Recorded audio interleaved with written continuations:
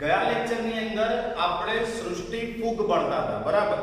આપણે actually Robert Whittaker દ્વારા સમજાવવામાં આવેલી 5 સૃષ્ટિ 1 બાય 1 ભણી રહ્યા છીએ, જેમાં આપણે મોનેરા ભણી ગયા છે, પ્રોટિસ્ટા ભણી ગયા અને ફૂગ સૃષ્ટિ હવે ભણી રહ્યા છીએ, જેમાં લાસ્ટ લેક્ચર દરમિયાન ફૂગ સૃષ્ટિની પ્રસ્તાવના અથવા તો એવું કહી શકીએ કે ફૂગ સૃષ્ટિની જે બેઝિક ઇન્ફોર્મેશન હતી તે આપણે પૂરી કરી.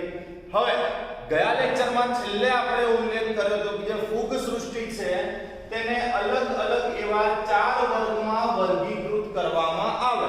ફૂગ સૃષ્ટિને 4 વર્ગમાં વર્ગીકૃત કરવામાં આવે.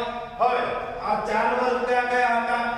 તો પહેલો વર્ગ હતો ફાઇકોમાઇસેટિસ, બીજું હતું આસ્કોમાઇસેટિસ, ત્રીજો બેસિડિયોમાઇસેટિસ અને ચોથું હતું ડ્યુટેરોમાઇસેટિસ. લાસ્ટ લેક્ચરમાં પણ કહ્યું હતું કે નામ અઘરા છે, થોડી તકલીફ શરૂઆતમાં પડશે, પણ જો ધ્યાન આપ્યું હશે તો સરળતાથી આ વસ્તુ સમજાઈ જશે. તો એની સાથે આપણે પહેલો વર્ગ ભણીએ ફાઇકોમાઇસેટિસ. ફાઇકોમાઇસેટિસ જે છે તેને આલ્ગલ ફંજાઈ તરીકે પણ ઓળખવામાં આવે છે. સામાન્યતઃ આ પ્રકારની ફૂગ ફાઇકોમાઇસેટિસ પ્રકારની ફૂગ ક્યાં જોવા મળે? નિવાસ સ્થાન. તો મોટા ભાગે પાણીમાં એટલે કે જલજ નિવાસ સ્થાનોમાં જોવા મળે. તે સિવાય સળતા લાકડા પર પણ જોવા મળે, એટલે કે મૃતોપજીવી હોય, મૃતદેહમાંથી પોષણ મેળવે. આપણે ભણી ગયા મૃત પદાર્થો હોય કે સળતા પદાર્થો હોય તેમાંથી પોષણ મેળવે. તેની સાથે અવિકલ્પી પરોપજીવી તરીકે પણ જોવા મળે. અવિકલ્પી પરોપજીવી મતલબ કે જો તેમણે જીવન પસાર કરવું હોય તો પરોપજીવી તરીકે જ, મતલબ કે બીજાના શરીર પર વસવાટ કરીને જ જીવન જીવી શકે, તો અવિકલ્પી પરોપજીવી તરીકે વનસ્પતિ પર જોવા મળે. અને આવી ફૂગ મોટા ભાગે રોગકારક જોવા મળે છે, એ વનસ્પતિમાં રોગ ઉત્પન્ન કરે છે. તે રીતે નિવાસ સ્થાન પછી હવે જોઈએ કવકજાળ. તો જેટલા પ્રકારો છે, જેમ કે 4 વર્ગ છે, 4 વર્ગની અંદર આ એક જ પડદા વિહીન છે, મતલબ કે કવકજાળની ફરતે પટલ એટલે કે પડદાયુક્ત રચના જોવા મળતી નથી. જ્યારે બાકીના બધા જ વર્ગોની અંદર કવકજાળની ફરતે પડદાયુક્ત રચના જોવા મળશે. તો કવકજાળ પડદા વિહીન છે એટલે કે એસેપ્ટેડ તરીકે ઓળખવામાં આવે. એ સિવાય બહુકોષ કેન્દ્રીય એટલે ઘણા બધા કોષ કેન્દ્ર ધરાવે છે. અલિંગી પ્રજનન જે છે બીજાણુઓ દ્વારા થાય. બીજાણુઓ બે પ્રકારના હોય, અચલ બીજાણુ અને ચલ બીજાણુ. આપણે સમજીએ પહેલા ચલ બીજાણુ જોઈએ. તો ચલ બીજાણુ, હવે બીજાણુ ધાનીમાં જે બીજાણુ ઉત્પન્ન થાય, જેમ કે માની લો કે આ છે બીજાણુ ધાની, તો બીજાણુ ધાનીમાં જે બીજાણુ ઉત્પન્ન થાય તે બીજાણુ પાસે કશા રહેલી હોય. જે બીજાણુ ઉત્પન્ન થાય તે બીજાણુ કશા ધરાવતા હોય. કશા ધરાવતા હોય એટલે પ્રજનન, જેમ કે બીજાણુ ધાની ફાટે તો એમાંથી આ બીજાણુ બહાર આવશે. હવે આ બીજાણુ જે છે એ કશા ધરાવતું હોવાને કારણે પ્રજનન કરી શકશે, માટે એને કહેવામાં આવે ચલ બીજાણુ. જ્યારે અલિંગી પ્રજનન બીજાણુ પ્રકારે થાય, એમાં ચલ બીજાણુ પણ જોવા મળે. બીજો પ્રકાર આપણને જોવા મળે અચલ બીજાણુ. તો જે અચલ બીજાણુ છે, જે અચલ બીજાણુ છે તેની અંદર આ પ્રકારના બીજાણુ જોવા મળે કે જેમાં કોઈ પણ પ્રકારનું પ્રચલન અંગ નથી, માટે તેઓ પ્રચલન કરી શકવાના નથી, અચલિત છે. ટૂંકમાં જે પ્રચલન કરે એ ચલિત એટલે કે ચલ બીજાણુ, જે ન કરે એ અચલિત એટલે કે અચલ બીજાણુ. તો અલિંગી પ્રજનનમાં આપણને આ રીતે બે પ્રકારના બીજાણુ જોવા મળે, ચલ બીજાણુ અને અચલ બીજાણુ. હવે બીજાણુ ધાનીમાં આ જે બીજાણુ ઉત્પન્ન થઈ રહ્યા છે,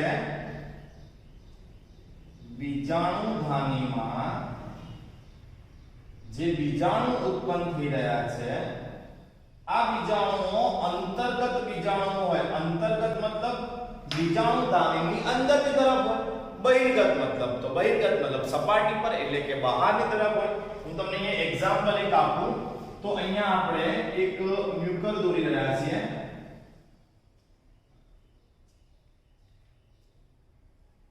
હવે આ મ્યુકર જે છે એની આ છે બીજાણુધાની, આ છે બીજાણુધાની અને બીજાણુધાની જે છે તેની અંદર બીજાણુધાનીની અંદર બીજાણુઓ ઉત્પન્ન થયા. બરાબર, તો બીજાણુ ક્યાં છે? ધાનીની અંદર. માટે આને શું કહેવામાં આવે? અંતર્ગત બીજાણુ. જો બહારની સપાટી પર હોત તો એને આપણે બહિર્ગત બીજાણુ કહે. જ્યારે બીજાણુ ધાની ફાટે,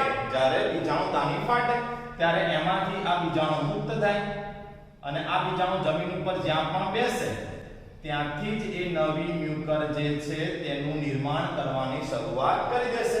તો ફરીથી બીજાણુધાનીમાં ઉત્પન્ન થતા બીજાણુ આપણને અંતર્ગત જોવા મળે. તો આ વાત થઈ અલિંગી પ્રજનનની. હવે જે પ્રકારે આપણે અલિંગી પ્રજનનનો અભ્યાસ કર્યો તે જ પ્રકારે આપણે લિંગી પ્રજનનનો અભ્યાસ કરીએ. તો લિંગી પ્રજનનમાં જન્યુ નિર્માણ થાય અને જન્યુ નિર્માણ પછી બંને જન્યુઓ જોડાય. બંને જન્યુ જોડાય એટલે એને કહેવામાં આવે જન્યુ યુગ્મન. અને જન્યુ યુગ્મનના અંતે યુગ્મ બીજાણુનું નિર્માણ થાય. જન્યુ યુગ્મનના અંતે યુગ્મ બીજાણુનું નિર્માણ થાય. તો લિંગી પ્રજનનમાં પહેલા વાત કરીએ આપણે જન્યુ. તો અહીંયા જન્યુ ત્રણ પ્રકારના જોવા મળે. એક સમજન્યુ, ત્યારબાદ બીજા જોવા મળે વિષમજન્યુ અને ત્યારબાદ ત્રીજા જે છે એ અંડજન્યુ જોવા મળે. હવે અંડજન્યુ જે છે એ વિષમજન્યુ પ્રકારના જ કહી શકાય આમ તો, પણ થોડો ફરક છે. એ ફરકને આપણે સમજીશું. પહેલા વાત કરીએ સમજન્યુ. જો બંને જન્યુ બાહ્યાકાર દ્રષ્ટિએ સમાન દેખાતા હોય, બંને જન્યુ બાહ્યાકાર દ્રષ્ટિએ સમાન દેખાતા હોય તો તેને સમજન્યુ કહેવાય. અને બંને જન્યુ બાહ્યાકાર દ્રષ્ટિએ સમાન ન દેખાતા હોય તો તેમને વિષમજન્યુ કહેવાય. સમાન દેખાતા હોય સમજન્યુ, સમાન ન દેખાતા હોય તો વિષમજન્યુ. હવે અંડજન્યુ એટલે શું? તો મનુષ્યની જ્યારે આપણે વાત કરીએ, મનુષ્યની અત્યારે આપણે ફૂગ ભણીએ છીએ, આ ખાલી એક્ઝામ્પલ કહી રહ્યો છું.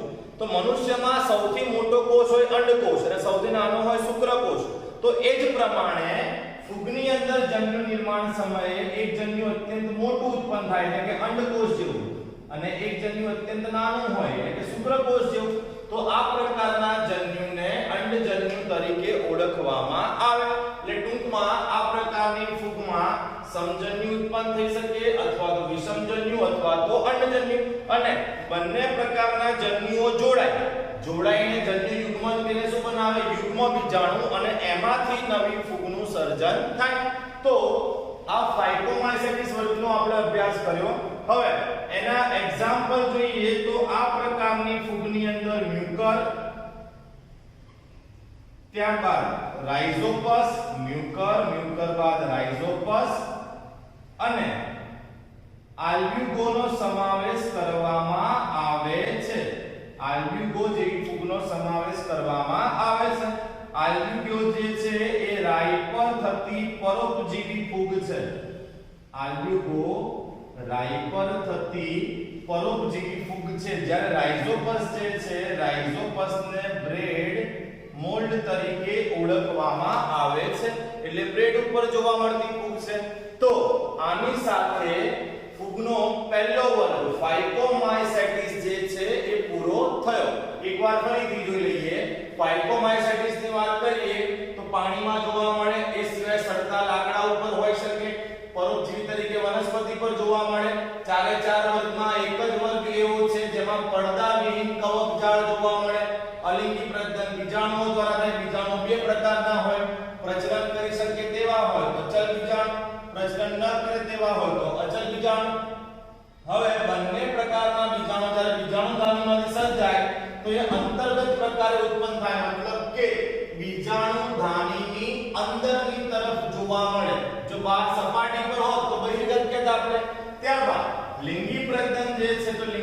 પ્રજનન જન્યુ જોડાણ દ્વારા થાય. જન્યુઓ ત્રણ પ્રકારના જોવા મળે: સમજન્યુ, વિષમજન્યુ અને અંડજન્યુ. હવે જન્યુઓ જોડાય અને જે બીજાણુ બને એને યુગ્મ બીજાણુ તરીકે ઓળખવામાં આવે.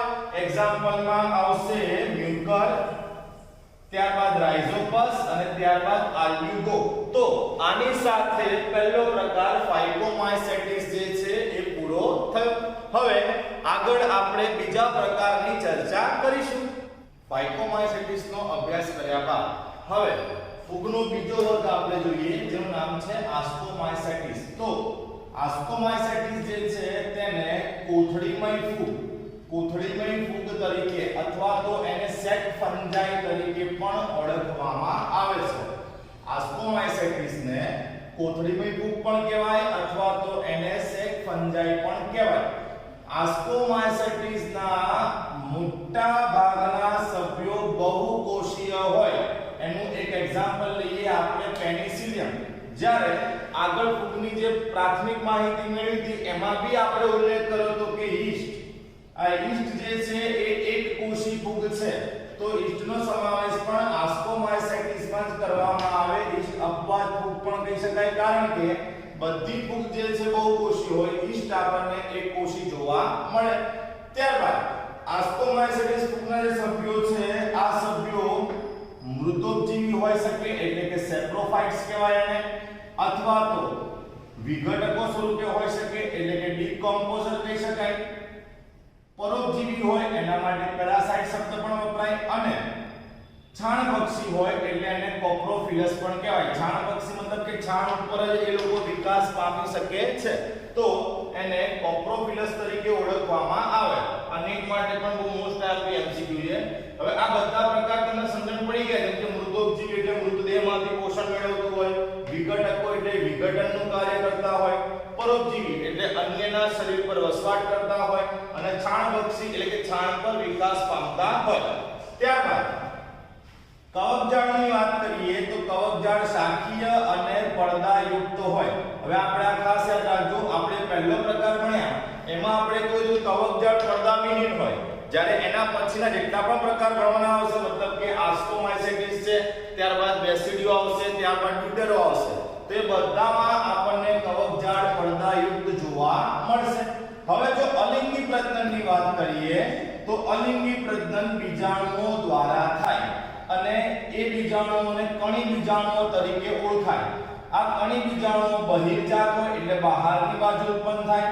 કણી બીજાણુ માટે બે શબ્દ વપરાય કોનિડિયા. જેમ કે અહીંયા મેં તમને એક ફૂગની કવકજાળ કે કવક તંતુ દર્શાવેલો છે. હવે એમાં જે બીજાણુ ધાનીઘર છે એની ઉપર આ રીતે કણી સ્વરૂપે બીજાણુ ઉત્પન્ન થાય. તો આ જે કણી સ્વરૂપે બીજાણુ ઉત્પન્ન થયા એને કોનિડિયા એટલે કણી બીજાણુ કહેવાય. અને જેણે આ બીજાણુને ધારણ કર્યા છે એવા આ ભાગને બીજાણુ ધાનીધર, બીજાણુ ધાનીધર, બીજાણુને ધારણ કરે એટલે શું કે આમાં બીજાણુ ધાનીધર. એક વસ્તુ અહીંયા પણ દર્શાવેલી કે આ કણી બીજાણુ ધાનીધર છે અને એની ઉપર આ પ્રકારે કણી બીજાણુ સર્જાઈ રહ્યા છે. હવે આ કણી બીજાણુના અંકુરણથી મતલબ કે સમજો કે આ રહ્યા કણી બીજાણુ.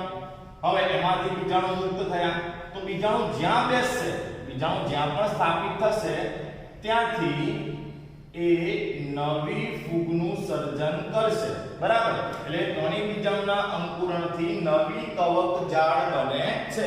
તો આ વાત થઈ અલિંગી પ્રજનનની. અલિંગી પ્રજનનમાં આસ્કોમાઇસેટિસના જે સભ્યો છે તેમાં બહિર્જાત બીજાણુ સર્જાય અને તેઓ કણી સ્વરૂપે હોય માટે તેને કણી બીજાણુ કહેવાય. અને આ કણી બીજાણુ જેની ઉપર ગોઠવાય તે બીજાણુ ધાની માટે શબ્દ વપરાય કણી બીજાણુ ધાનીધર.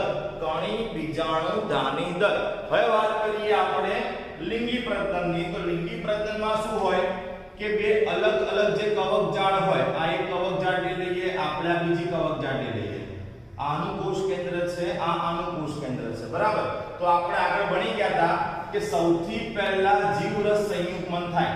જીવરસ સંયુગ્મન મતલબ કે આ બંને કવકજાળો જે છે એમના જીવરસ જોડી જશે પણ હજી કોષ કેન્દ્ર જોડાયા નથી. मतलब આમાં તમને કોષ કેન્દ્ર હજી પણ બે જ દેખાય, કોષ ભલે એક છે પણ કોષ કેન્દ્ર બે છે, તો આને આપણે ડાયકેરિયોન, આગળ ઉલ્લેખ કર્યો ડાયકેરિયોન અથવા દ્વિકોષ કેન્દ્રીય અવસ્થા કહેવાય. હવે શું થાય, ડાયકેરિયોન અવસ્થા પછી આ બંને કોષ કેન્દ્ર જોડાઈ જાય, મતલબ કે કોષ કેન્દ્ર સંયુગ્મન થાય. કોષ કેન્દ્ર સંયુગ્મન જ્યારે થાય ત્યારે તમને આમાં બે કોષ કેન્દ્ર નહીં જોવા મળે, પણ તમને એક જ કોષ કેન્દ્ર જોવા મળશે. કારણ કે શું, પેલા જીવરસ સંયુગ્મન થયું એટલે જીવરસ જોડાયો, કોષ કેન્દ્ર ભેગા થયા નહીં. ત્યારબાદ હવે કોષ કેન્દ્ર ભેગા થઈ ગયા એટલે આ રચના બની. આ રચના જે છે એને આપણે કહીએ છીએ ફલિતાંડ. આ રચનાને આપણે કહીશું ફલિતાંડ. હવે આ જે ફલિતાંડ છે તેનું અર્ધીકરણ થાય. હવે અહીંયા તમને એક વસ્તુ અત્યારે શીખવાડી દઉં છું, આગળના ચેપ્ટરોમાં આપણે ભણીશું કે જ્યારે અર્ધીકરણ થાય ને, જ્યારે પણ અર્ધીકરણ થાય ત્યારે એકમાંથી નવા 4 કોષ બને. અર્ધીકરણમાં એકમાંથી 4 કોષ બને અને જ્યારે સમવિભાજન થાય ત્યારે એકમાંથી નવા 2 કોષ બને. ખાસ યાદ રાખજો કે અર્ધીકરણ જ્યારે થાય ત્યારે એકમાંથી નવા 4 કોષ બનશે અને સમવિભાજન થાય ત્યારે કેટલા બનશે, તો 2 બનશે. હવે અહીંયા ફલિતાંડનું થયું અર્ધીકરણ એટલે અહીંયા કોષ બનવાના 4. તો અહીંયા આ રીતે હું તમને 4 બીજાણુ દર્શાવી દઉં, મતલબ કે 4 નવી રચના બની. હવે અર્ધીકરણ થયા પછી આનું ફરીથી સમવિભાજન થાય.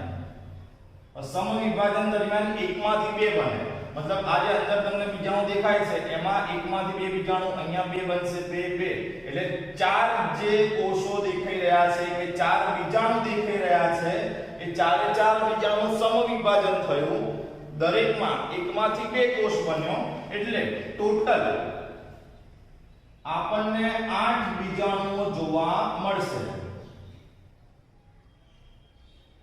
ટોટલ આપણને 8 બીજાણુઓ જોવા મળશે. આ જે અંદર બીજાણુ ઉત્પન્ન થયા આને કહેવાય ધાની બીજાણુઓ, અને આ ધાની બીજાણુઓ લિંગી પ્રજનન માટે જવાબદાર છે. હવે આ ધાની બીજાણુઓ જે રચનામાં ગોઠવાયેલા છે, ધાની બીજાણુ જે રચનામાં ગોઠવાયેલા છે તેને બીજાણુ ધાની કહેવાય, તેને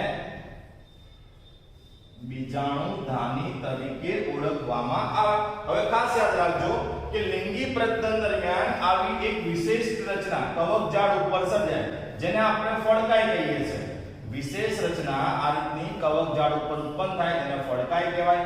આ ફડકાઈની અંદર ઘણી બધી બીજાણુ ધાનીઓ ગોઠવાયેલી હોય, આ રીતની ઘણી બધી બીજાણુ ધાની હોય અને એ બીજાણુ ધાનીની અંદર રહેલા બીજાણુને ધાની બીજાણુ તરીકે ઓળખવામાં આવે.